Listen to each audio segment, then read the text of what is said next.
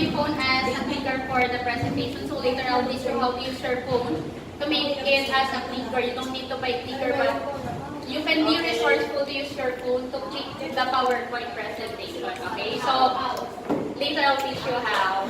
All of my materials today, I will share it with you later. Okay, so what is the connection of that activity with our discussion for today? Because today we're going to discuss about planning and preparation of instructional materials. And of course, I am your very beautiful speaker for today.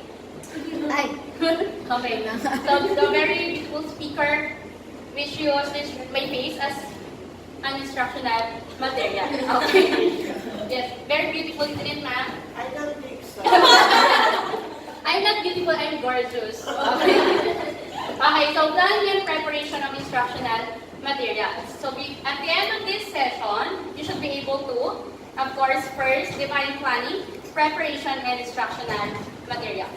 The second one is to enumerate the roles of the instructional materials. So IM is also, instructional materials is also known as IM. To make it short, IM. And then number 3 is to appreciate planning and preparation of instructional materials. And of course, to recognize materials designed in ESP. So now let us start by defining planning. Okay, so what is planning? So planning provides a structure and context for both teachers and students, as well as a framework for reflection and evaluation.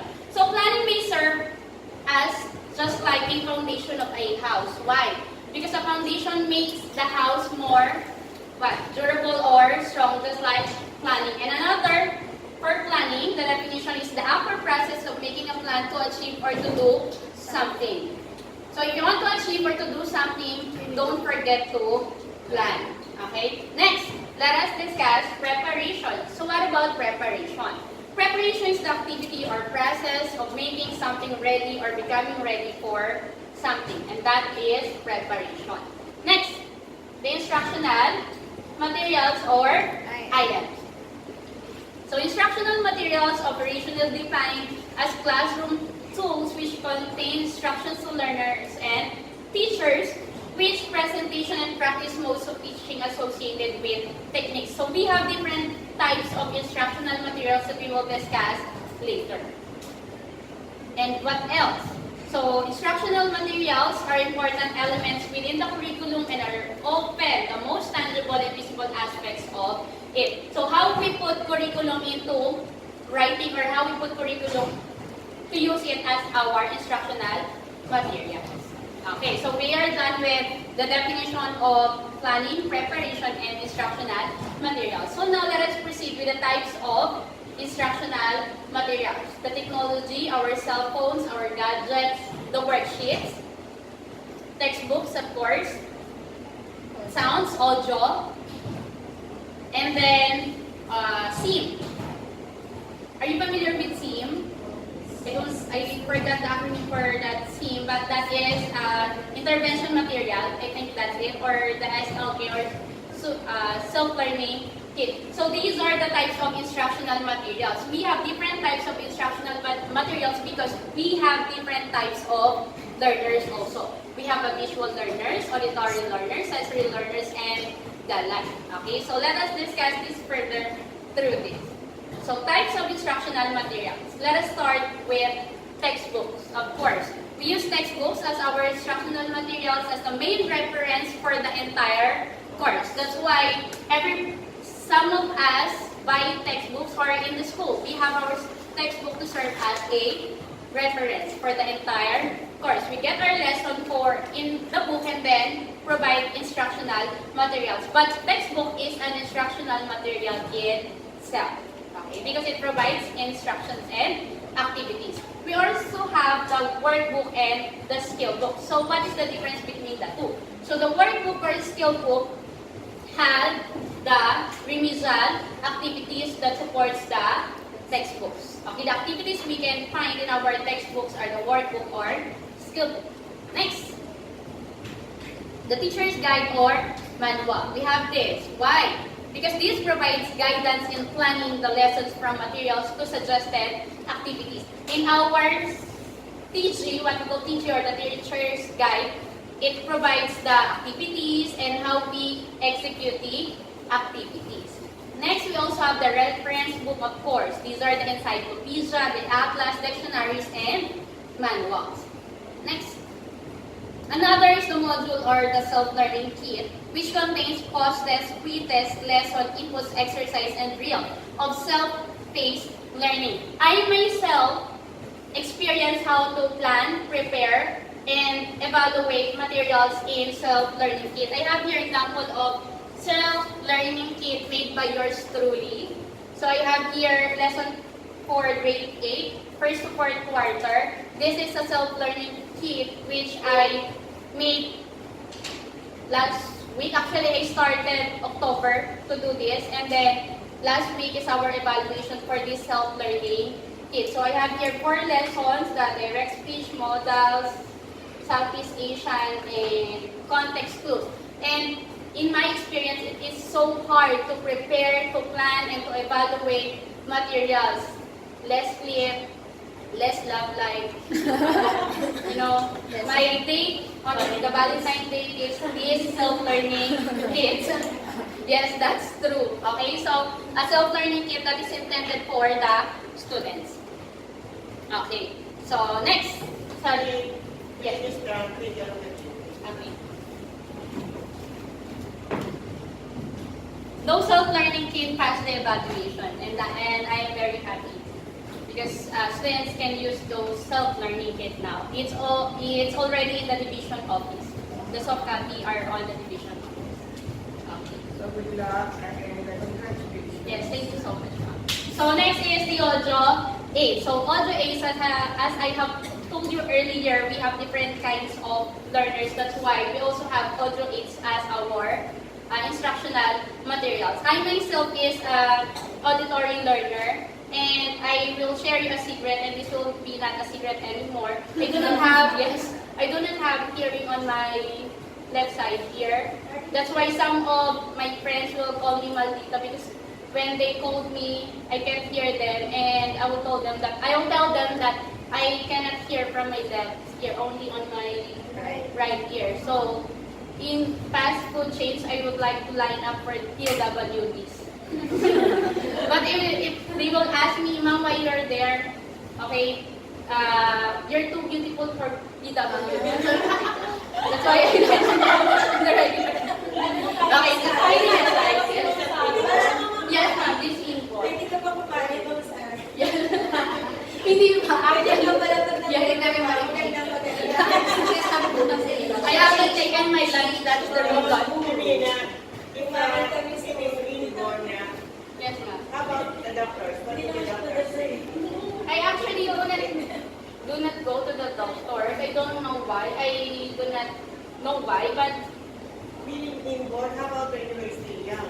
Or still yes, young? I think, ma'am, since then but I do not go to the doctors what Those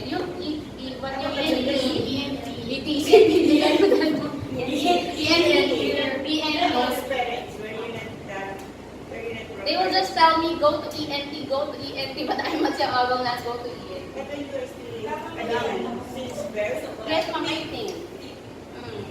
Will you have a copy ng bata at ano sa ospital? Sinecheck nyo rin lahat na. Those who are close to me, when I use earphone, what they call that, headset or earphone, 2 earphone, they will tell me, why you are using 2 earphones? You only hear at your right ear. Yeah, only, isa lang nilalagay ko. Did sila Australia pose as a problem? No, ma'am, I don't think. Hindi siya naging cause ng malaos. Yes. Oo, yung bata na tawag dito. Because I think I have, what do you call this? Vertigo. No, hindi siya that one. My sensory, bumawi po dun, ma'am. May sense. Strong na. Yes. Ayoko na. That's why if you call me here, on my right side. How about your sitting position? Oh, yeah, ma'am, medyo mahirap kasi left ear yung nandito. That's why she's not complaining about being God. Oh, yeah. She doesn't know.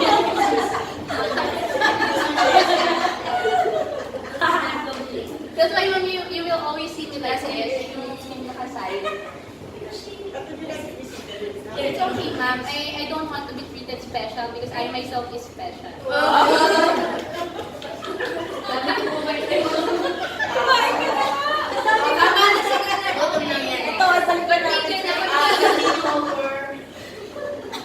Okay, that's what we call self-esteem. Yeah, Confidence. yes. We're on the same wavelength. Okay, okay, I'll proceed. Back to you. Okay, go. Okay, so now let us proceed with the roles of the instructional material. So according to Canning, is it Canning 1995? I'm hungry, Canning.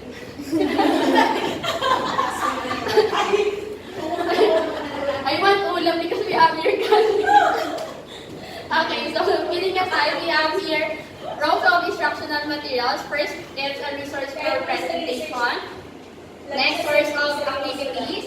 And reference source for grammar, vocabulary, pronunciation, and of course, source of stimulation. And what is that? Instructional materials may engage students to study better, to study more because of the instructional materials. Okay. And according to Dudley Evans and Saison 1998, it suggests that teachers of ESP courses materials serve as the following function, just like the first one, as a source of language, of course, as a learning support, for motivation and stimulation, and of course, for reference. Okay, so next.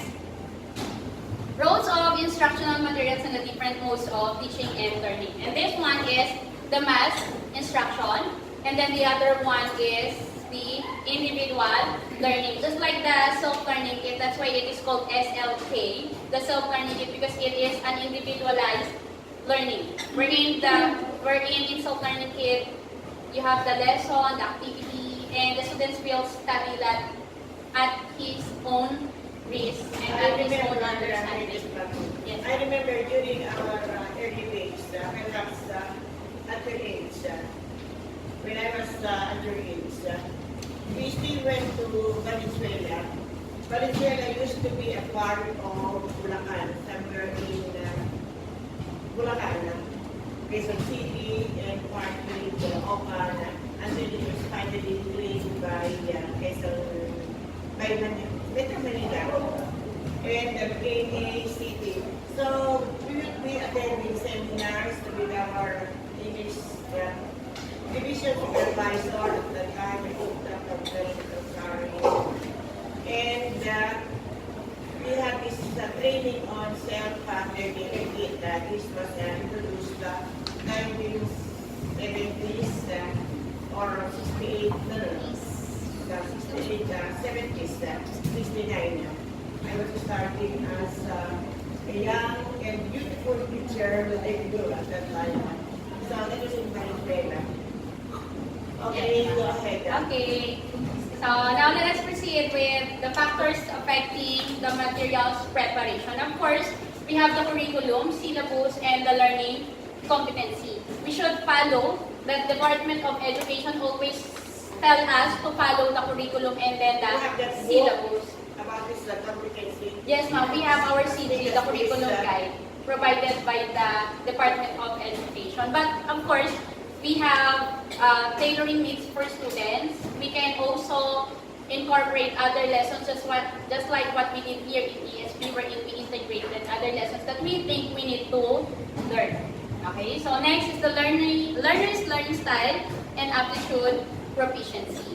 And the pedagogical principles held by the teachers. Teachers' teaching strategies and techniques. Okay, that also a factor affecting our material preparation. What kind of learners do we have? Are they fast learners, slow learners? Of course, if we have those kind of learners, our activities could be somewhat leveled up or lower down, depending on their aptitude, depending on their learning style. Okay, and of course, the societal demands. What is the demand of the society? May I just add about depending on kind of their Learners' learning. But we do not always associated with a kind of students. We make them also challenging just the same, even if they are slow learners and organized. Are they still labeled the classes in the high school? No labeling. No labeling. They're digital. Hours perhaps. Yes. Pero kung kami na rin mga tawag, iba na siguro dahil dapat sa gabi, hindi na makakita sa pagkita, and the like. Okay, so, Okay, so now let us have the criteria for selection of instructional materials. So our instructional materials, we should always test and always verify. First is the appropriateness. What kind of students, what level is our student now? That's why it's appropriateness. And then next, authenticity. Is it original? Is it coming from us, or did we copy it from the other materials that we have seen? And then the interest, of course. As far as I remember our previous discussion, we talk about the interest. We should also consider the interest of the learners. very important principle. Actually, that is a principle in teaching learning. Yes, ma'am. The interest of the students. The organization, of course, and then the cost. How much it costs. That's why our activity earlier, it taught you how to What do be you mean by organization as part of... as a part of the criteria for selection of instructional materials. Organization are the content, are the pictures related to our instructional materials, or yes, the sequence or the activities itself in the, for example, the textbook or other instructional materials that we use. Like for example, if we are using visual aids, we just want to make it creative, we put flowers on it, but does it organize or does it help to our instructional material? So that is organization. Okay, so selecting and preparing your instructional materials. First, do the materials fit the objectives? First of all, we need to have our objective because this is our goal. Our goal is to achieve our objective. Next, are the materials well organized? Do the materials prepare the students for the presentation, and are the materials well designed for our learners? So now, here are the factors to consider in planning and preparation of instructional materials. First,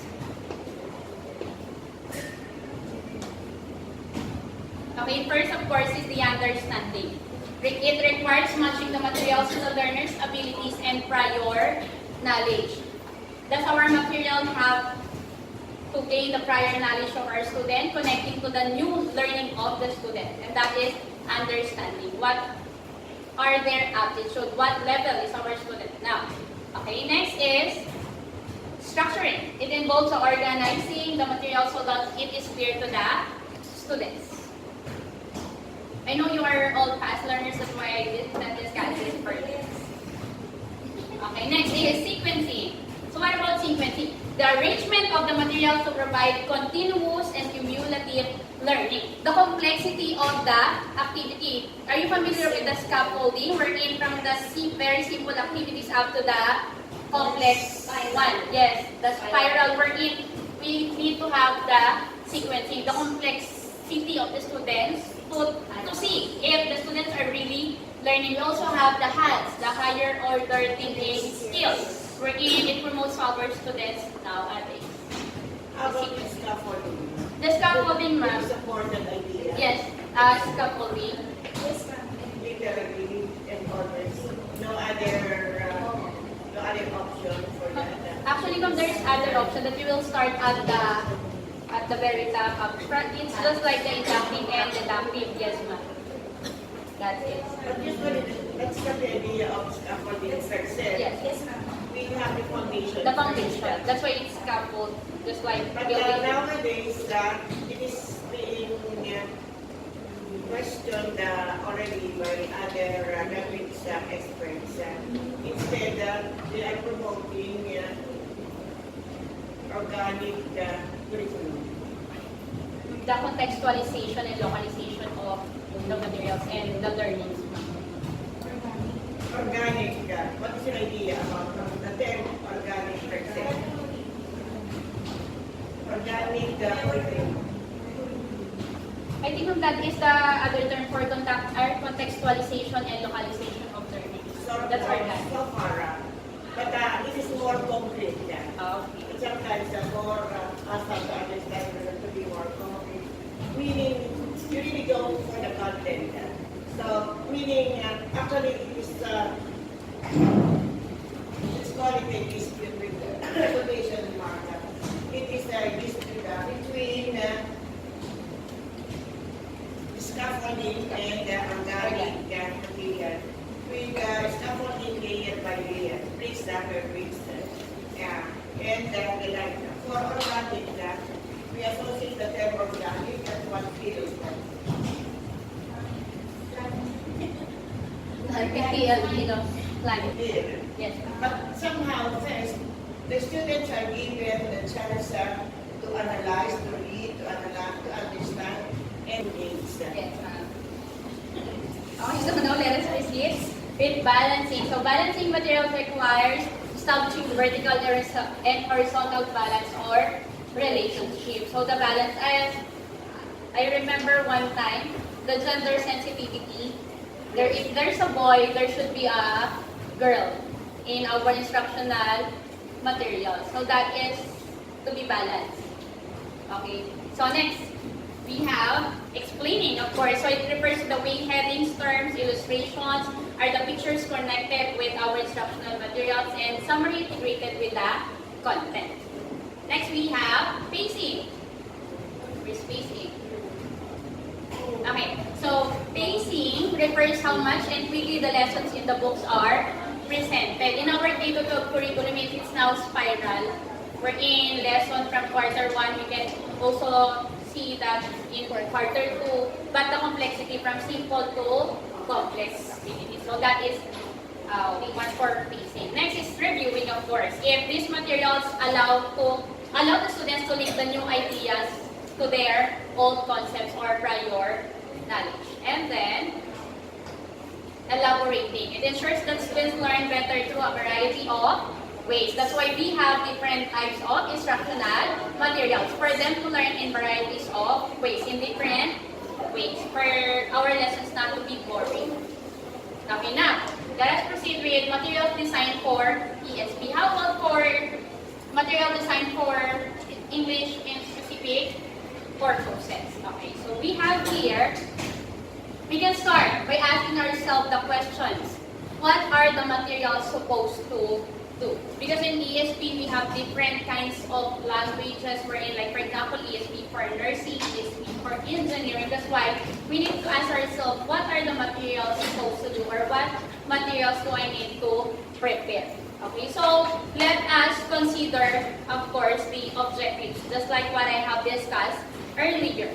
So, does the materials provide stimulus for learning? Materials should guide the teachers in learning through various activity, and materials provide models of correct and appropriate language use. Because we have different kinds of languages wherein one may mean to be different from what you know, okay? So that is the appropriate language use. That's why we have here the material design model. So we have here the input and content, language, and task. Okay, we're in this figure 1 is called the materials design model. We're in content and language are drawn under input, and then of course the list is the task, because our main or the primary focus for this is to learn the language or to do the task intended for our learners. So let us first discuss the aims. Okay, sorry. The aims. Okay, the aim of these models to provide a coherent framework for the integration of various aspects of learning, and another one is to allow enough room for creativity and variety to flourish. We need to have the input, content focus, the language focus, and of course, for our